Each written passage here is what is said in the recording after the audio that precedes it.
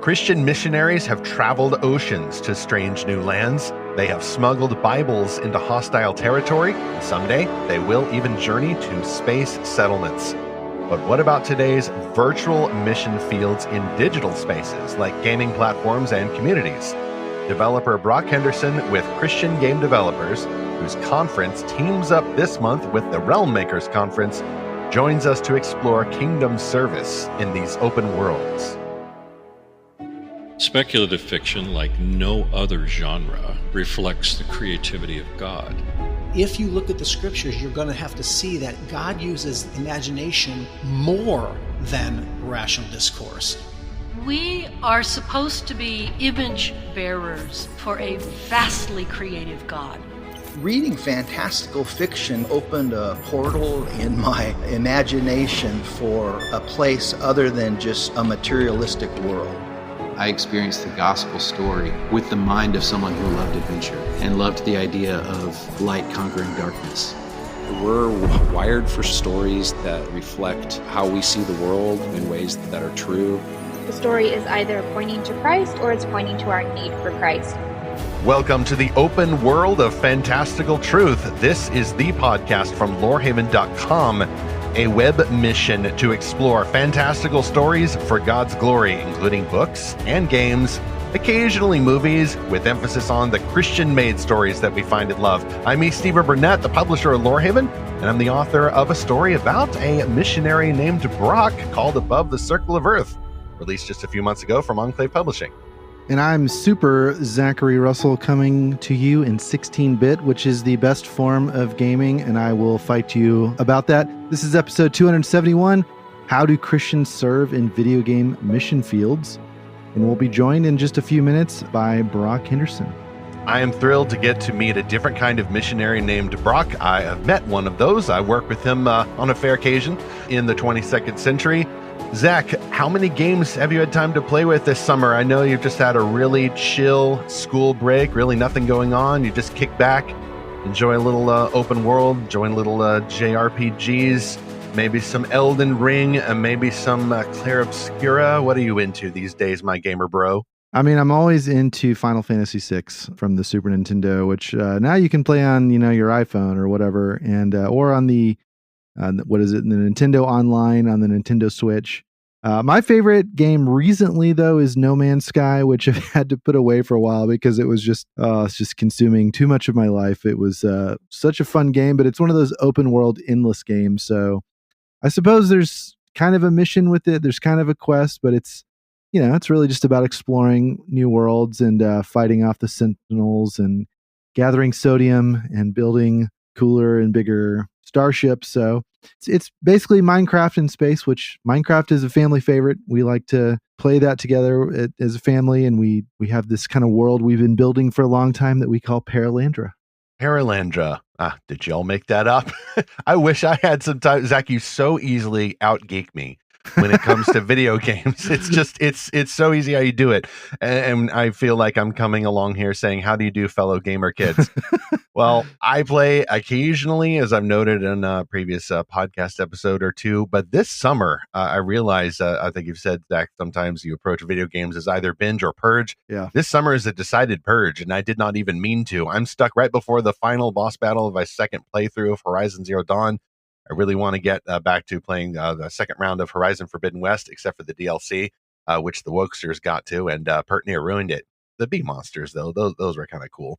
The kind of little robot bees that swarm out of these little sacks, and you gotta shoot the pods before you get more of the bees on this island that's flooded by lava, and a very cheaply written bad cult white guy villain antagonist.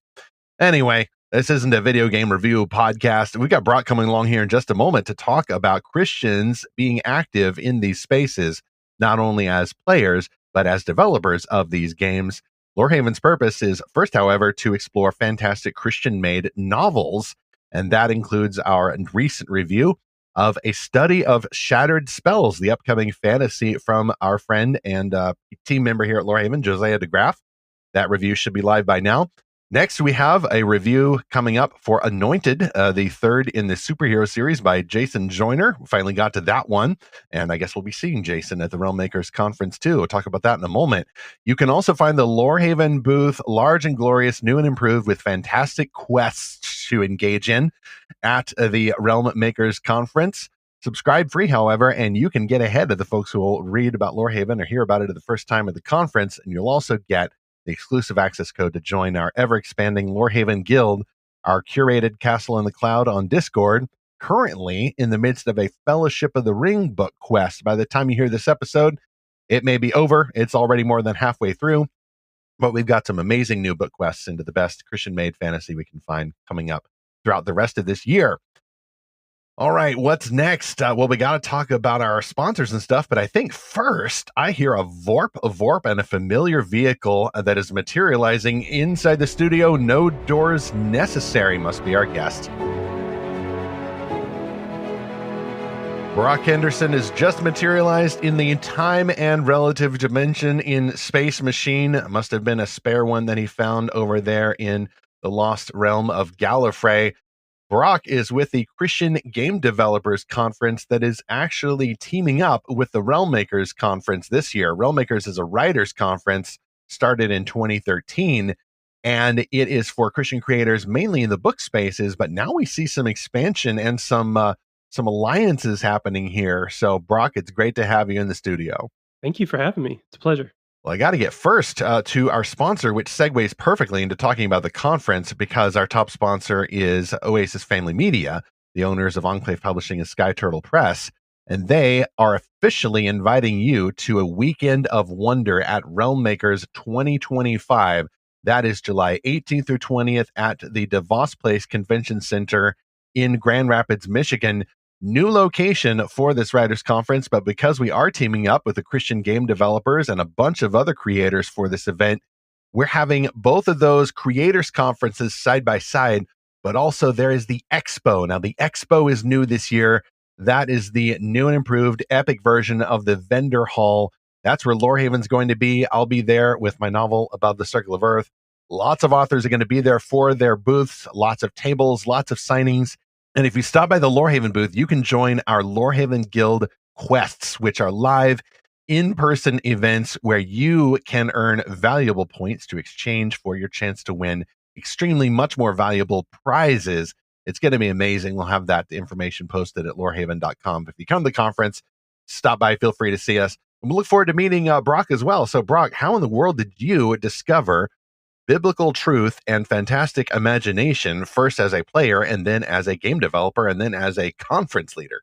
Well, I fell in love with video games as a child. I'm a child of the 80s, so there used to be these things called arcades, which were like these glowing palaces of video games.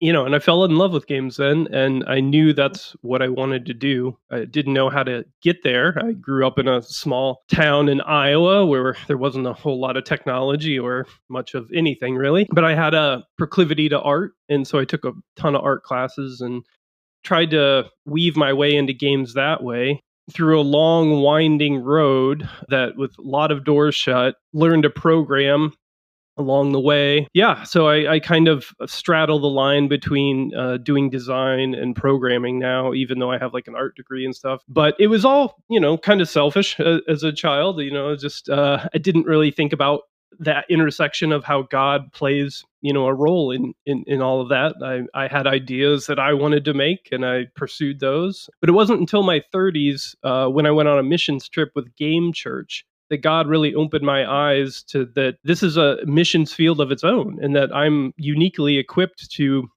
minister here. And I love the field. I love the people in the field. It's my calling. Perfect segue to chapter 1 there, Brock, the mission of Christian game developers. What is Christian game developers, or who are Christian game developers, and what do they do, and what does this conference do for them every year? Yeah, it's a broad community. So our mission at the CGDC is to connect, edify, and encourage Christians in and around game making to express God's love through their work, art, and lives. And that's a really broad group. We have everything from people professionally in the industry to missionaries that come to the conference that really don't know how to make games, but they feel like God has given them a game idea. And so they're, walking that out and pursuing that. So we have this really vast group of people everywhere on the spectrum in terms of where they are in game development and in their Christian journey. That is really neat. I think there is so much potential here for Christians to make games as missionaries. The ministry I work for, Crew, has kind of two different arms right now that are trying to get into sort of the mission field of games. So one group work with this ministry called Slingshot, which is basically like a little gaming lounge that this church built. And it was just very focused on this local community because they said, we have so many kids here that they're not into sports. They're not into other kinds of activities. They just want to play games. But where do they play them? Just kind of they're at home and they're isolated and they're usually sucked into some pretty toxic communities through that. So why don't we give them a place to play together and have it more of a place for discipleship?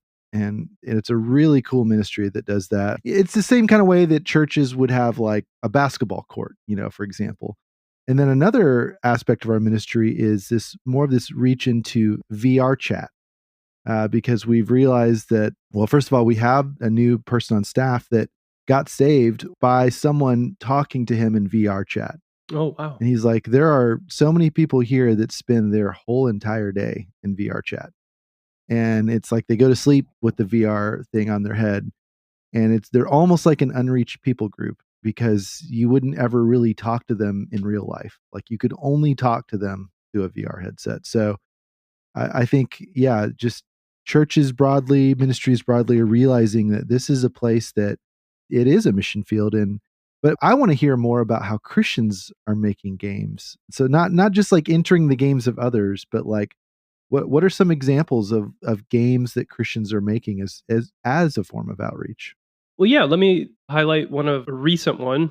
There's a game called Sainthood, and it's a cozy Christian game. I just talked with the developer recently on my podcast, and his name's B-Song, and he's up in Canada. You deliver packages and pray, and you build community, and it's a small game. I think it's about 3 or 4 hours. Really strong art style.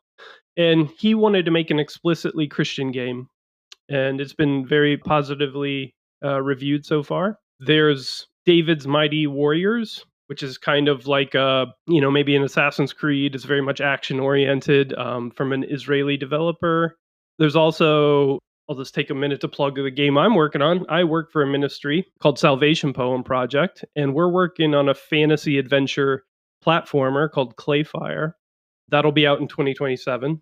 It takes place in a world of pots that have been brought to life, and it's very fantastical in that way. And it's based on the Gospel of John, but with an interesting twist that I won't give away. So are we like the potter has the right to bring the clay to life type territory here? Am I picking up your Romans 9? That's Romans 9. Down? That's not John. Yeah, no, but you can use other verses. It's all the same book. It's all the same. Now, I'm intrigued by this already. You said that's going to be a platformer. So this is like a side scroller. I'm trying to get my terms correct. Yeah, it's an adventure narrative 2D platformer. So if you think like Hollow Knight-ish, but it's going to be a little bit less puzzly, a little more linear. But it's going to be, we're going to give it away for free. We're teaming up with other ministries, so it's going to be on Steam and mobile and potentially some consoles. We'll see. Okay, I'm looking forward to this one. My wife and I played. Now the title escapes me. It was several years ago on the PS4. We played a side scroller, kind of puzzle, kind of team up game. So one person played the main character. It was like this watercolor world, and the second person was playing like this little ball of light that would float around, who couldn't do anything but cross through all the barriers and flip switches. And I forget what it was called. And it was just a simple little fairy tale game.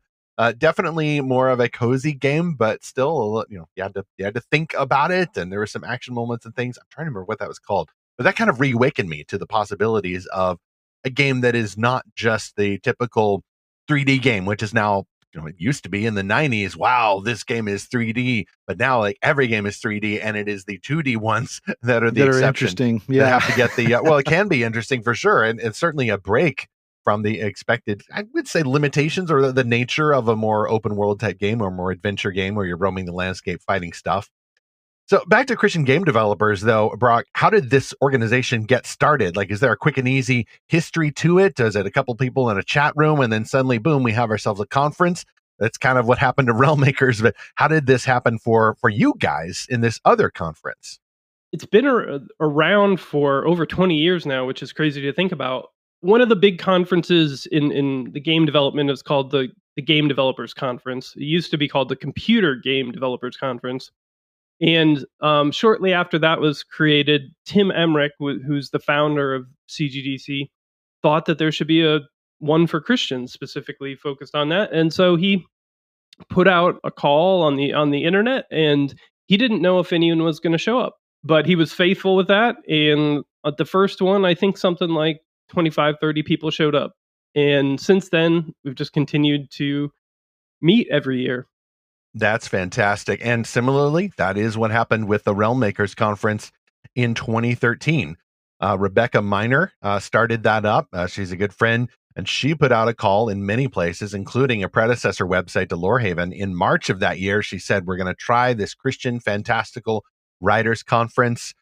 We thought we would try with a kind of a fan convention, but because we know the Christian author spaces, we're going to go with what we know and start with the writers. And then I forget exactly what the attendance was, but at the University of Missouri in St. Louis, it was at least 80 people who showed up, and I was one of those.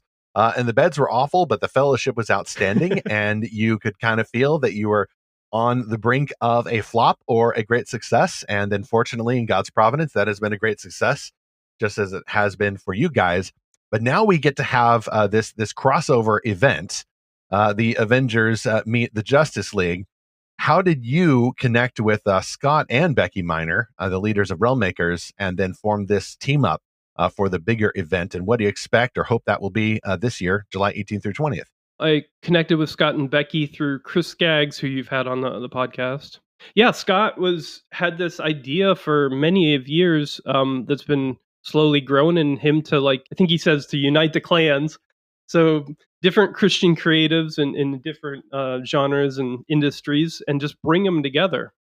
And I love that idea. And he had been talking to us for a few years about it, and it just wasn't the time. But now this year is the time. And logistically things worked out. And so we're super excited. And he's been so generous to include us in what he's doing in Grand Rapids. So what are the sorts of things that you guys will be doing when the Realm Makers are talking about books and agents and publishing and grammar and typos and all of those things? What sorts of things are you guys going to be talking about in the friendly conference down the hall? Yeah, we're going to be talking about things like AI and production and transmedia. So there's we're talking with SD Smith, and they recently have the new Green Ember game that they've teamed up with Brazen Games. And so they're going to talk about how that came to life. Yeah, all kinds of technical and artistic and different talks. So that is something I've been looking forward to for a long time. And it kind of happened a little bit here and there in the 90s and 100s when you had fairly significant Christian-made franchise like Adventures in Odyssey. They had a few PC games, board games. They even had a little line of collectible action figures for a while. But it always seemed to be like, they were just straining to get this to happen. And then obviously working within the constraints of a physical Christian bookstore system and limited internet shops.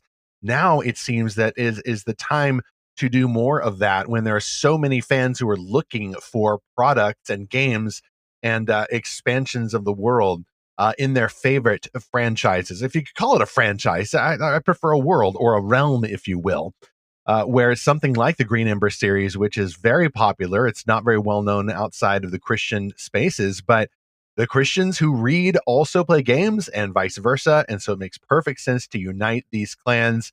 I would not be surprised if, similar to this team up, we see other team ups in the future of these Christian-made fantastical worlds that suddenly an indie developer really likes the story and would like to take a chance on a video game, or maybe you have books that spin off of a game world in the future, and maybe someone takes a crack at an animated series, and then suddenly Wingfeather Saga has a game and a book series and an animated series.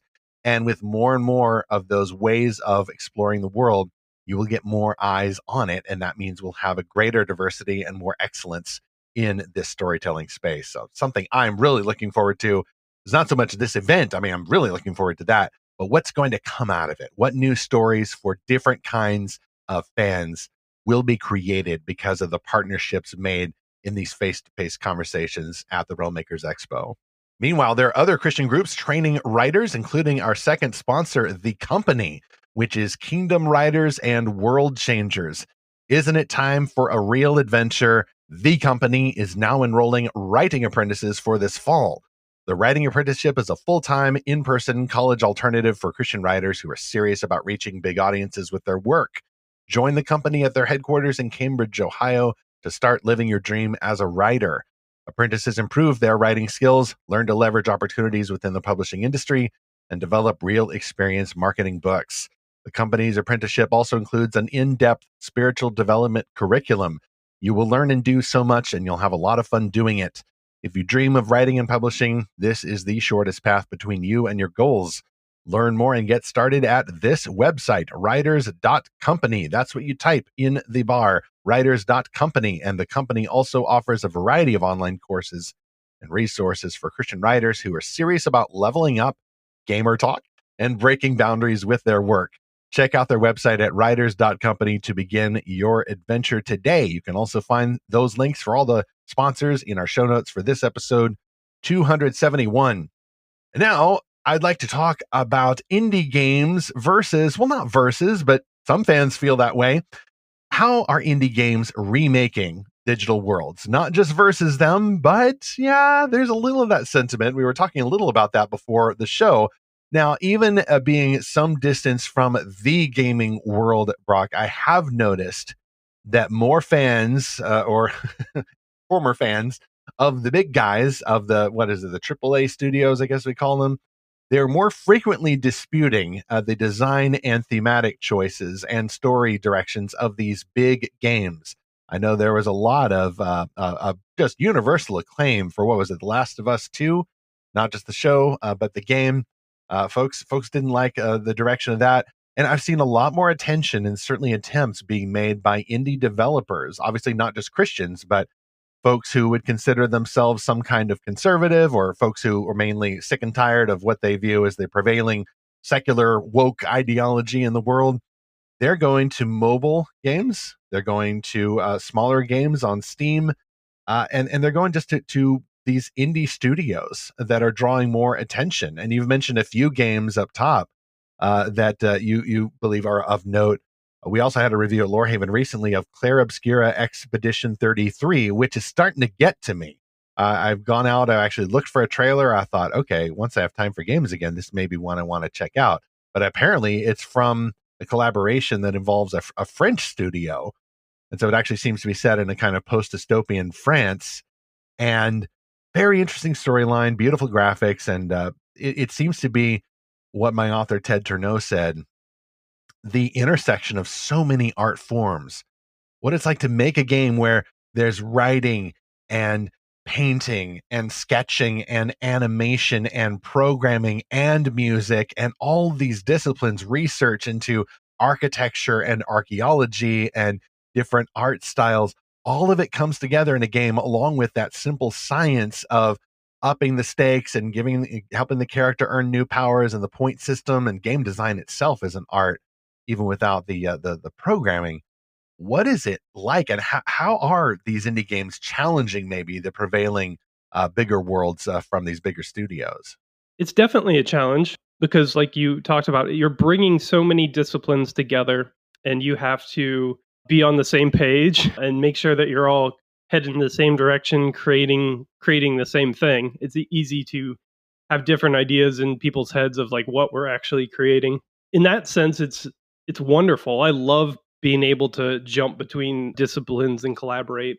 And you see this a lot in the indie scene, as you were talking about. In the indie scene, you are able to take more risks and push boundaries and experiment. And a lot of that comes, just down to money. When you're working at the size of the AAA, hundreds of millions of dollars, teams of thousands, you can't really take as many risks.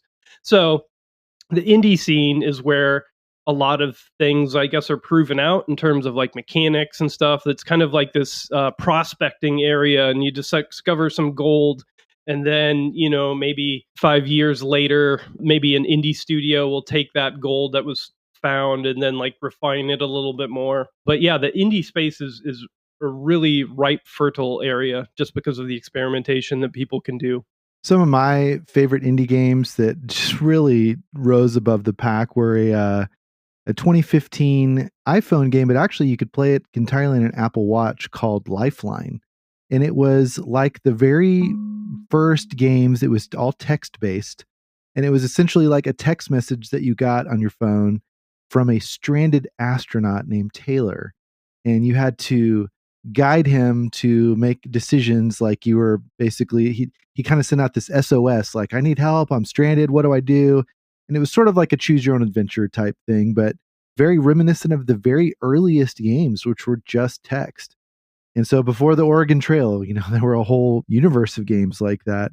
My kids love the indie game, the Untitled Goose Game, just walking around, honking at people and causing mayhem in kind of a clean and silly way. But, it sort of brings up some ethical issues of, okay, normally you don't want to make some kid drop his glasses and then steal his glasses, and then he's wandering around, blind, and then lock him in a phone booth like that. That's not good behavior, but it's okay because you're just a goose.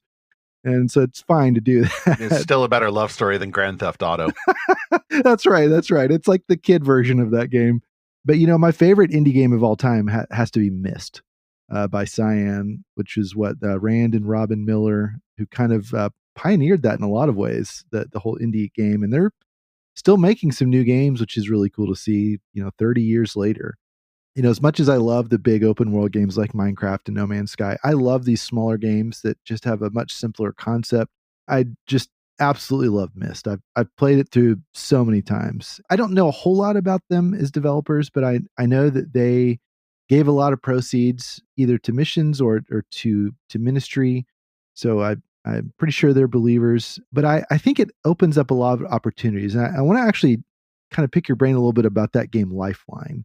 So, or just the idea of a text-based game. I think this is a great, I'm skipping ahead a little bit to chapter 3 here. I think that's such an opportunity for Christian writers to team up with Christian game developers. Because when I pulled up the website for this studio that made Lifeline 3-minute games, there's, I think, just 3 people that made this. There was the programmer, the writer, and the designer. And that's kind of all you need to make a simple game like this. There's so many possibilities there for Christian writers to team up with someone. But I think also restricting yourself to that kind of a low budget, in a sense, approach, I think in a lot of ways it opens up a lot of big possibilities. So have you seen other games like this that are from more of a Christian perspective, just really stripped down, simple type game, not 3D, but maybe not even 2D, maybe just kind of 1D? 1D? There's a studio called Clopas. Scott Adams, who's one of the pioneers of text adventure games back in the day, he's a Christian, and he has spoken at our conference before. And so they re-released some of their text adventure games, some early stuff that he had done from the 80s, like adventure. But then they also did like an Alexa-based, audio-based kind of wrapper version of that for Redwall. They had a Redwall game. So I think, especially with like things like Alexa and these different devices in the home now, they create a wonderful opportunity for exploring and also embracing the nostalgia of like radio shows and stuff of the past. I geeked out at a period of time of some old radio shows, like the old Sherlock Holmes or a bunch of different fantasy ones back in the day. But yeah, I used to love the radio shows. And so there are opportunities to take advantage of new technologies and make a very focused, stripped down version that's really compelling. It seems to be that would be the kind of game that you could play while not doing much else. It would barely require a controller, just a sort of a text exchange. But I just got to imagine like an audio drama in game form, where it's like a choose your own adventure. maybe use speech processing just like you would use to talk to a digital assistant or something. I will note, of course, that Christians in particular have kept the audio drama genre alive for the past 35 years or so. And in fact, just a few episodes ago, Zach and I had the producers, writers of a new audio drama called The Road to Keluma from the Jesus Film Project. They're putting that out in podcast form. So podcasts also give this other opportunity. I note, Brock, that there are many Christians who have skills just easily, just because of their day jobs, in all these different disciplines, writing, music, especially. You know, churches really emphasize music and storytelling as well, and programming too. But all it takes is just getting all of these together, along with folks, depending on your budget and the genre of the game, to research things like architecture and different art styles, so that you can make something that is extremely unique. So I look for more of these team ups, not just between Christian organizations in the future, but these team ups between folks who have these different creative skills that they're developing for the glory of God. And I want to ask you in a moment in particular about overt versus covert Christian games, because there's a parallel conversation among Christian book creators too. But speaking of which, I'll get to our third sponsor now, which be myself. A more overt Christian-made science fiction novel called Above the Circle of Earth. That is by yours truly. It's now about 4 months old now. It launched in March from Enclave Publishing. And this summer, for Realm Makers, I am launching it in Michigan at the Realm Makers Expo, Grand Rapids, this July 18th through 20th. You can find me in the vendor hall right next to the Lorehaven space. It's actually the same booth, so we're splitting it. I'll have the space mission table right next to the Lorehaven table. And I'm also field testing merch to help space mission recruits get ready for the missions of tomorrow. Of course, I'll have the Above the Circle of Earth hardcovers, which I'll be happy to sign for you, with an exclusive post-mission letter. So like an epilogue to the story that only a few people have seen so far, and now you can get your hands on it too, along with some limited crew badges for the space mission and some really cool mission stickers that say Evangelize Mars. So now I get to have my Evangelize Mars product line. You help just by putting the sticker on anything you like. I actually have a coffee tumbler downstairs. I realized I could just put the sticker on there and then boom, suddenly it's merch. You can also join in the aforementioned Lorehaven Guild Quest. One of those will be to win a space mission gift set with a signed copy of the novel along with the merch, and one extremely special handcrafted space mission themed drinking vessel. It's porcelain. It's made by my mother-in-law, and you'll be able to have a chance at winning that. You can explore more at estephenburnett.com and also learn more about the novel Above the Circle of Earth, about space missionaries who have to fight the humanistic regime of the future in order to escape exile. But first, they'll also have to deal with a lot of objections at the home front. Their home world, it turns out, is pretty sheltered these last few generations, and some of them aren't too thrilled about the idea of resisting the space regime with this missionary outreach. So some interesting ideas in there. You learn more in the show notes for this episode too, 271. All right, Brock, speaking of sketching the future, I've written a novel about that with some more overt themes. Do you find, you mentioned earlier that there's a more overt game called Sainthood, which I just completely resonated with. And as soon as we finish recording, I'm going to go look that up because I love the idea of just sim sainthood, you know, those simple plotting commitments and then making kind of a laid back game around it. I really like that idea. Now, I mean, I don't mind some adventure too. You know, missionaries have to deal with the bad guys sometimes like anybody else, but there's a conversation among Christian creators of, well, we don't want to preach at people, or we don't want to include deeper Christian themes that people will falsely claim are preaching at people. Is that also a conversation in the gaming developer community, or have you all found the secret sauce to rise above such things and like, hey, overt, covert, whatever people resonate with, y'all? I'm sure it's across every artistic endeavor. Yeah, it's very much a long discussion in our community. Sometimes it's divisive, but thankfully people over the years have kind of just embraced everyone and what they're doing. Good. The more the merrier. We get missionaries, people right off the missions field that feel like God gave them a very specific game idea, and it's usually, overtly Christian. And then we also have people that are, I guess, kind of undercover or just like living their faith in like in the AAA studios and stuff, and God's using them as a missionary in those studios as well. So we have quite diverse. I mean, one of my good friends worked on like God of War. There's people right now working on highest levels of AAA, but you would never know. That's fantastic. And I love to support Christian creators wherever they are, whether it's the big studios or trying to strike off on their own, or maybe very zealous to make an extremely very Christian video game and maybe need to be reminded, hey, video games are art, not just sermon. Let's try to keep the sermons as sermons and the art as art. And what you have here is art. And make sure that even if you're getting into those clearer themes, that it is the story and the people who are taking center stage and not just a sermon in disguise. That's a big issue for us here at Lorehaven and for me personally. So I'm glad to hear that y'all are wrestling with those things too. I think a way that this is already going well is the games that we've mentioned, Redwall, which is, a little more from a few years ago, like a Christian fantasy story. And then more recently, the Green Ember, which I just looked up. The Green Ember game was fully funded on Kickstarter. So it was 125%. Right. That did not take long. Well, I didn't think it was going to make it because it was getting close to the funding deadline and they were a ways to go. So I'm really glad to see that got funded. Now, of course, as a fan of Narnia, I would love to see Narnia come to life as a video game. I don't know how that would happen. I'm sure it's on a lot of people's wish list. And then more recently, the Wingfeather saga. They've got so many great assets from the TV show that they made with Unreal Engine. So I think it could translate very easily to video game. But again, it's going to depend on if that's what the fans want, if that's what even the creators want. I think Christians sometimes have some unique objections to video games. Well, maybe not all that unique. A lot of people have objections, but I think there's these franchises that already resonate with Christians that would make for very easy games. But I remember even with the Green Ember Kickstarter that I was just kind of following the updates, and they were dealing with a lot of objections from parents of like, why turn this into a game? Like a game has X, Y, or Z problems with it. So maybe you could comment on some of those things.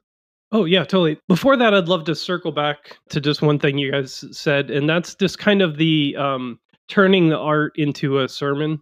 Oftentimes, art kind of becomes didactic, very heavy-handed, is when artists feel like this is their only shot.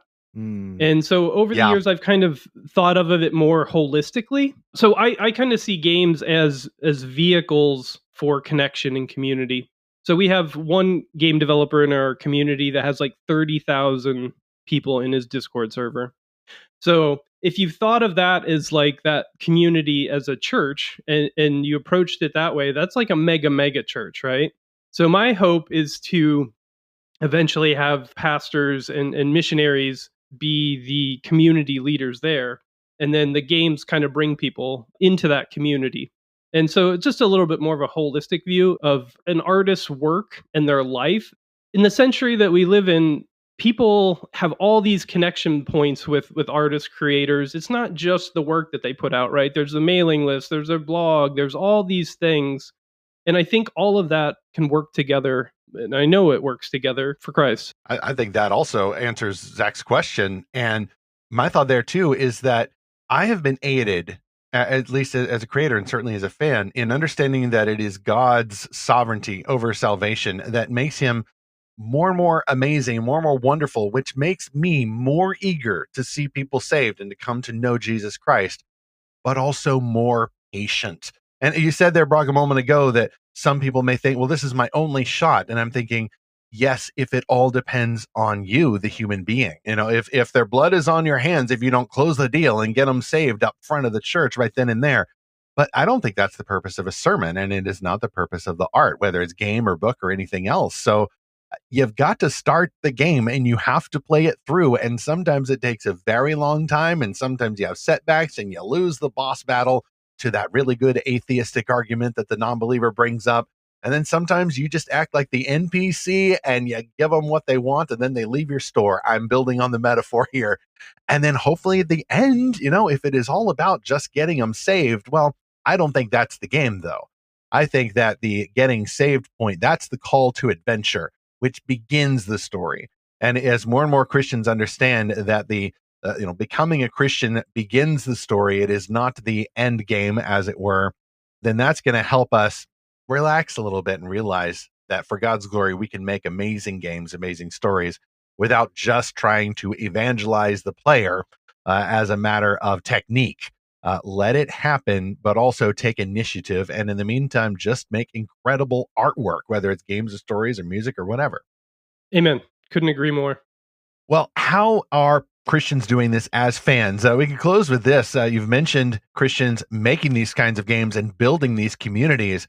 But for those listeners who are gamers themselves and who, unlike me, don't just stick with the single player, third person adventure genre, but actually put on their headphones and, wonder of wonders, talk to other people in real time over some of these live services, what are some tips for Christians who do want to exalt Christ and proclaim him into these mission fields, but also don't want to be cringe? Like, any tips for how you do it or people do that? And will there be maybe more training about how this is best and most effectively done without being cringe, but while being Christ exalting? There's a bunch of great ministries out there. Love Thy Nerd does this really well. Personally, how I think of it is I just want to be authentic with people. I want to connect people on a human level, just be myself, and my faith be interwoven in a very natural way. It's not forced. It just flows out of who I am. So I talk about my faith all the time in all different kinds of circles and stuff very openly because it's a core piece of who I am. And I think the other part of that is the authenticity, but leading with love and keeping love at the front. Oftentimes, especially on social media, digital platforms, the love gets lost in pursuit of truth. People start getting heated, as you've probably have seen if you've ever been on social media sometimes. But yeah, the love and the empathy leading with that, and being genuinely interested in people in their lives and not just see them as like another soul to notch the belt or whatever, but like we were created for community. And that's one of the things that I love about games is that games bring people together. They drop a lot of like the walls and silos that we've built up just in society, whether it be socioeconomic or race or whatever. But for a time, a game brings people together and it does a level set. It resets the levels and it creates this safe space for people to just connect and focus on an activity together. I like the idea of that being activity driven. It's relationships with a purpose. And it seems to me that at least an adventure game, a game with some kind of defined ending, or an open world game where everyone is collaborating to build something, either way, what they're operating in is a human-made microcosm of God's real world, the world that he has put human beings in to rule over as its stewards, to build things, and then after the fall especially, to confront antagonists, to go on a quest. Sometimes we fight each other, sometimes we're fighting nature, sometimes, all the time, we're fighting God, and that needs to come out in those conversations some ways, but there's amazing video game-based stories that can point people in the direction, and even just the idea of narrative with a hero and antagonism and inner flaws to be conquered and outer foes to be defeated. All of that, one way or another, can reflect the gospel. So you're playing in that space, a world that cannot help but be inspired by God's world. And so all of these tools are at your disposal, but also, as you mentioned, Brock, you're there not just to turn everything into a sermon or an anecdote or some sort of devotional story. You're there to build community and enjoy this world together. And those are really great things that can glorify God, first accidentally, and then hopefully later on as people are coming to know Jesus more intentionally. So, Brock, you guys are doing that and building great games. I'm looking forward to an amazing future of Christian game development, thanks in part to what you all are doing. Meanwhile, how can folks follow your work specifically at Salvation Poem Project and then your broader work with the Christian game developers? Yeah, if you go to salvationpoem.com, you can find out more about Clayfire, sign up for the mailing list. There's not a whole lot of information out yet, but we're going to be releasing stuff here pretty soon. There's an animated movie coming out called Light of the World that'll come out in September. You can check that out as well. And then for the Christian Game Developers Conference and Community, that's cgdc.org, and you can get plugged in there as well. Brock, fantastic. We have kept the TARDIS on standby. Hopefully you kept your key.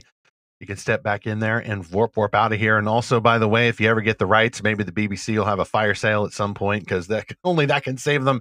Maybe you guys can make a better Doctor Who video game, which is something else that we really haven't had, not since the Lego Dimensions version. So that's on my wish list. I look forward to it. Awesome. Thank you guys so much. Well, to you, our listener, we want to know what's the worst or the best Christian-made video game you've played. We try to celebrate the best stories that we find, not just trash all the slop out there. So send us a note to podcast@lorehaven.com if you have played a Christian-made video game, whether it's a more overt game like we talked about, or a more covert game where you find out later that the designer behind it was a Christian. Or if it's just in one of these fandoms that we've talked about. You might have listened to the little Easter egg that Steven dropped about Adventures in Odyssey board game, which I recently learned was a thing. As I've mentioned before in this podcast, I didn't grow up with a lot of Christian media, so I didn't even know about Adventures in Odyssey, period. But come to find out that there is a board game, and it's no longer in print. It's not even on eBay. I don't know how people find this. That's a treasure if you've got that. So I don't know. Sell it to me at sell it to Zach. podcast@lorehaven.com. Send us your note or find us on social media or on our Discord server. Yeah, I'd love to have a board game that's based on the audio series. The video series is had a bit of a tenuous canon, but when you were a little kid like me, you didn't know that. And also, you didn't know that one game called Spiritual Warfare for the NES was a Legend of Zelda ripoff. Hey, I liked that one. You were throwing fruit at people until they turned into Christians, or else cast a demon at you. Wait, this was a real game? It was a real game, yeah. Legend of Zelda ripoff. My siblings and I used to play it, and it would loop this little hymn in the background over and over and over. That's so funny. I see. I just know of the Simpsons reference to that, where they're playing some game and they're throwing Bibles at people, and it's you just skimmed him. He's a Unitarian now, and okay, yeah, that's funny. And literally, that they were roasting that. Literally, literally they were roasting that game. That's funny. Well, next on Fantastical Truth, Zach and I are heading for the Realm Makers Expo, and that means that next week's episode might be delayed. Or it might release right there on Tuesday if I can record it early enough. Either way, this will be another Steven solo show and an episode that will reveal a shocking truth.